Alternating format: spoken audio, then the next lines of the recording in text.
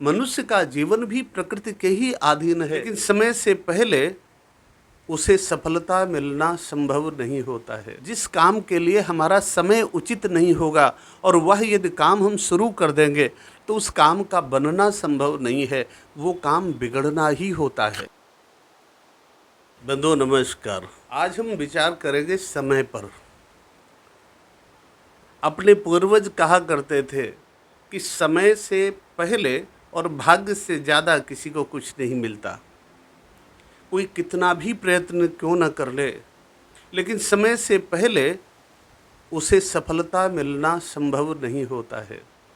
समय आने पर प्रयास करता है तो उसका लाभ उसे अवश्य मिलता है। तो प्रकृति में भी यही है। आप किसी वृक्ष में कितना भी पानी डालें, कितनी भी खाद दें, लेकिन उस वृक्ष में फूल और फल तभी आते हैं जब उसकी ऋतु आती है। अर्थात ऋतु का अर्थ है समय आता है। जब समय आता है तभी वृक्ष फूल फल देते हैं। जब समय आता है तभी बादल आकर वर्षा करते हैं। जब समय आता है तब सर्दी पड़ती है और जब समय आता है तब गर्मी होने लगती है। जब समय आता है तो भूकंप, आंधी, तूफान, बाढ़ जैसी प्राकृतिक आपदाएं आने लगती हैं। जब समय आता है तो महामारियां आती हैं। प्रकृति का संपूर्ण कार्य संचालन समय के आधार पर होता है। हमें इस बात को अच्छी प्रकार से विचार कर लेना चाहिए।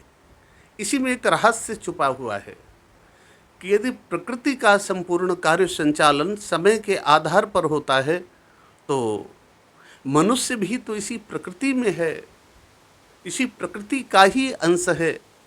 मनुष्य का जीवन भी प्रकृति के ही अधीन है। अच्छा समय आता है तो सुख मिलता है, तो उसके काम बनने लगते हैं, और बुरा समय आता है तो काम बिगड़ने लगते हैं। अच्छा समय आता है तो उसके मित्रों की संख्या बढ़ने लगती है, अच्छे मित्रों की संख्या बढ़ने लगती है, और बुरा समय आता है तो उसके पास बुरे मित्रों की संख्या बढ़ने लगती है। पर कितना बड़ा असर होता है अगर चिंतन करके देखा जाए तो हमारा जीवन संभल सकता है। कई लोग समय को महत्व नहीं देते, लेकिन देना चाहिए। आप देखिए, महाराज दशरथ जी,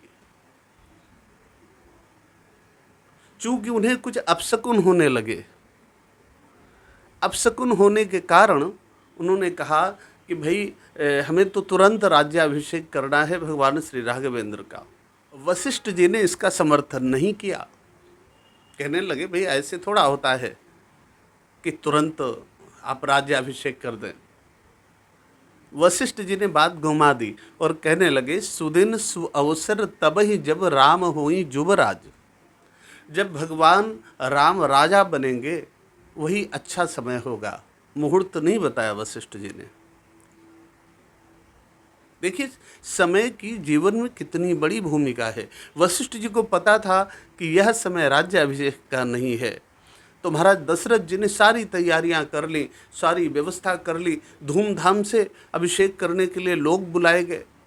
इतनी जल्दबाजी अपनाई गई कि ननिहाल में गए हुए भरत शत्रुघ्न को नहीं बुलाया जा सका और राज्याभिषेक की तैयारी हो गई। चूंकि वह समय राज्याभिषेक का था ही नहीं, इसलिए श्री राम को उस समय में वनवास के लिए जाना पड़ा। प्रत्येक व्यक्ति को यह समझना चाहिए कि जिस काम के लिए हमारा समय उचित नहीं होगा और वह यदि काम हम शुरू कर देंगे तो उस काम का बनना संभव नहीं है, वो काम बिगड़ना ही होता है। कई लोग व्यापार करते हैं, बहुत सारा धन धान्य लगा देते हैं, लोन लेकर कर्जी हो जाते हैं, संसाधन सारे जुटा लेते हैं, लेकिन समय को नहीं देखते।